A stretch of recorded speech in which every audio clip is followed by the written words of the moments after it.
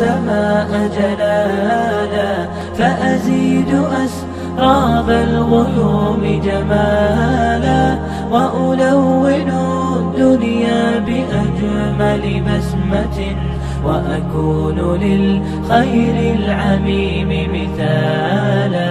أسمو وأجتاز السماء جلالا، فأزيد أسراب الغيوم جمالا، وألون الدنيا بأجمل بسمة، وأكون للخير العميم مثالا.